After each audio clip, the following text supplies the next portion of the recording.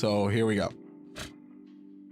This article basically says that Sony is losing it. 6 reasons why the Xbox Series X will beat the PS5. And this article came out roughly right after the announcement that Sony, I believe it was right when the announcement came out that Sony had just beat the Nintendo Switch on sales.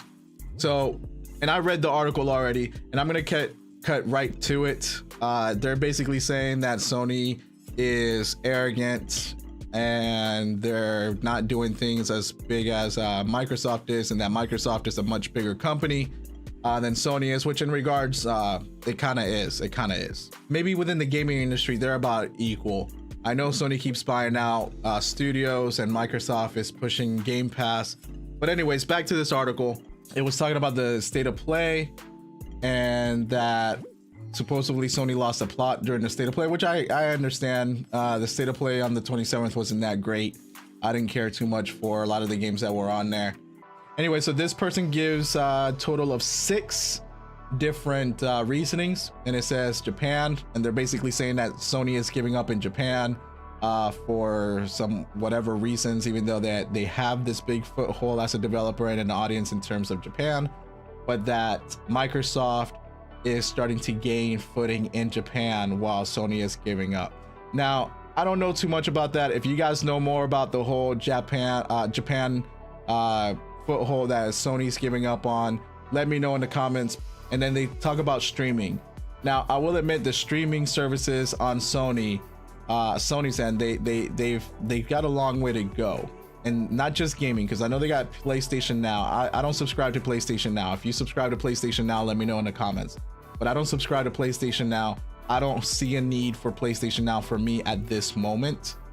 Maybe in the future when streaming gaming might get better or might become more of a thing, at least in a way to entice more people to come. Because if you want to play older games, yeah, you can stream them on PlayStation Now, but there aren't certain things. In reality, what Sony just needs to do is make the PlayStation 5 backwards compatible. And if you can't do it on the PlayStation 5, then at least on the next system, hit it up, make it backwards compatible. PlayStation 1, 2, 3, 4, 5, and whatever else, and 6. Or maybe with an update, maybe you can do it, because I know computers nowadays are emulating PlayStation 3 games.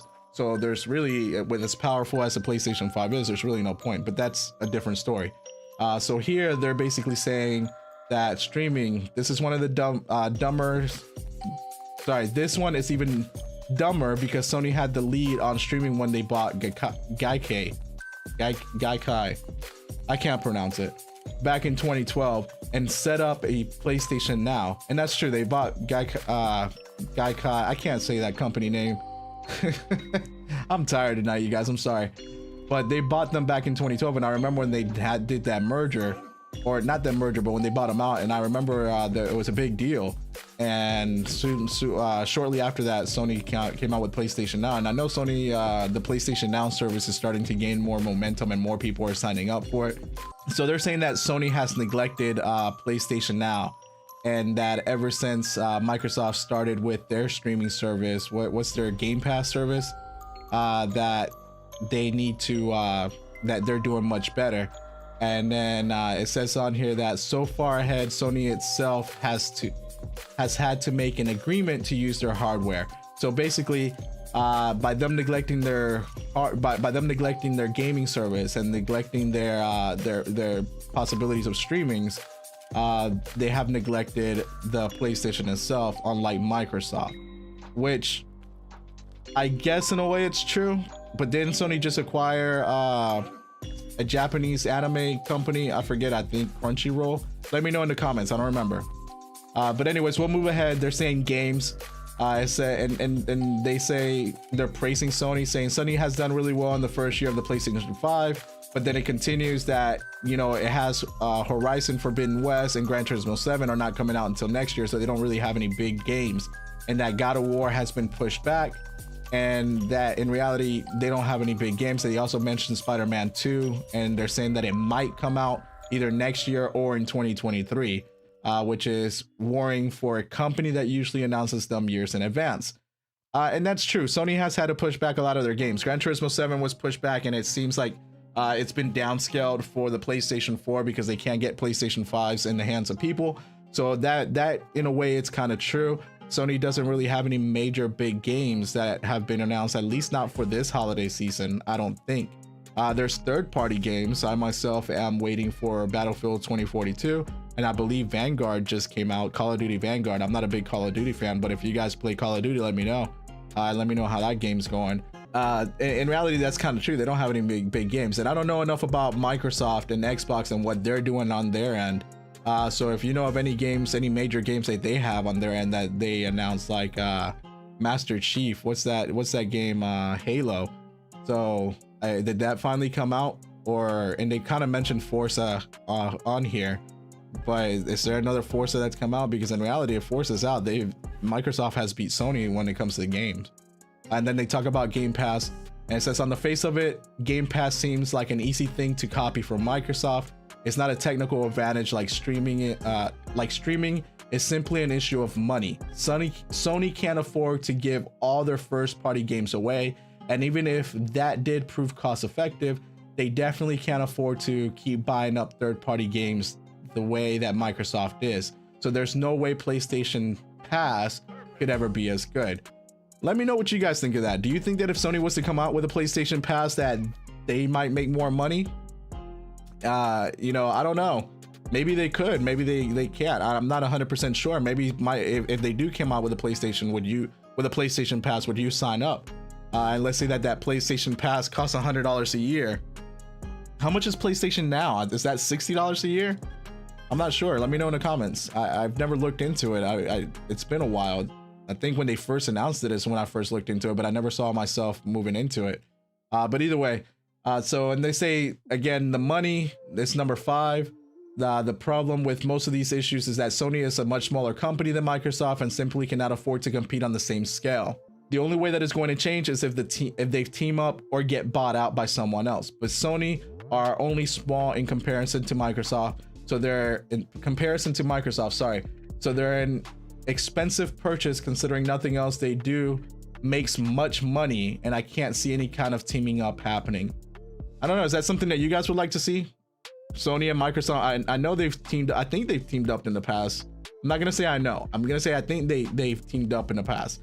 But is that something that you guys would like to see? Maybe a team up between Microsoft and Sony? Would you like to see Master Chief on the PlayStation 5? And would you like to see well, I mean, I guess you're gonna see Kratos on the PC on Microsoft, maybe not on an Xbox, but can you play PC games on an Xbox? Where anybody who plays Xbox, let me know. And then they also go on to say arrogance, that Sony is arrogant. And they go on to talk about the fundamental problems of the PlayStation 3. And the problem now is that the PlayStation 5 is also doing really well, that Sony isn't doing anything to counter Microsoft. And despite many of these responses they could make, many of them listed above, they are just sitting around doing nothing. And very soon it's going to be too late for them to do anything. What do you guys think? Do you think that's true? Do you think that's true? If Microsoft is doing Game Pass and they're going out and doing all these big things and releasing all these games, and they are buying out little studios here and there, and I think Sony just bought out a few of them themselves as well. But if they're buying out all these studios, do you think Sony will be able to compete? And you know, without backwards compatibility, do you think that's going to be an issue for Sony in the future? So is Sony sitting around with their hands on their butt, not doing anything? So let me know in the comments. Let me know what you guys think. But I'm also going to go into the PlayStation Now, because they were talking about PlayStation Now here. PlayStation Now games for November: Mafia Definitive Edition, Celeste, Final Fantasy 9, totally reliable delivery service. I don't know, I haven't played a Mafia game in a while, and I don't remember the original Mafia game. I think this came out on the PlayStation 2. So have you guys played this? This just came out on PlayStation Now, apparently. Like I said, I don't have PlayStation Now. Totally reliable delivery service. Let me know what you guys think of that. Final Fantasy Now. Now this has been a while for me. I think this was on the PlayStation 2. Was it on the 2? I don't remember. PlayStation 3? I don't know. It's been a while for me. It's been a while. Celeste, don't know anything about that game. So let me know what you guys think, because these are new games that just dropped on the PlayStation Now store, or on the PlayStation Now service for this month. So and I believe last month they had some pretty decent games as well. So, and I know Mafia is a good game. I remember playing Mafia. So let me know if you know how if you think that PlayStation Now is worth it, if you think they could expand on it. Let me know how you think, if you think that Sony can do how you think Sony can do better in the future for their customers. I know that they announced that they're working on certain things that have been requested. So hopefully those things that have been requested will get sorted out and Sony can work on them. Hopefully. Oh, you know what? I also wanted to cover something else, and I forgot to pull it up here. Let me see if I can pull it up real quick. Okay, there we go. So and this is one of the free PlayStation Plus games this month, The Persistence. I've never played this game. I know nothing about it. I just know that it's a VR game. But if you go and get your PlayStation Plus, and I wanted to make sure that I get you guys for you guys to know that as of the time of this recording, because I just got it right before I started the live stream. So as of the time of this recording today, on November 5th at 11 o'clock, or at 10 o'clock, which is right around when I got it, 10:30, which is right when I got it. If you download, or you don't have to download, but if you add it to your purchase history and you add The Persistence, which is a VR game for the PlayStation 4, you can get the Persistence Enhanced version for free. So as of the time of this recording, you can get the Persistence Enhanced version for free. And I believe, from my little bit of research that I did, because again, I've never played this, and this is my PlayStation Plus account that I have separated from my gaming online account. But I believe the Persistence Enhanced is the version that you can play with the controller. So you'll be able to play it with your DualSense if you have a PlayStation 5, or your DualShock 4 if you have a PlayStation 4. So make sure that you guys get this while it's available, so you can get both games. So that's kind of like an additional free game in a way for the people who don't have the VR.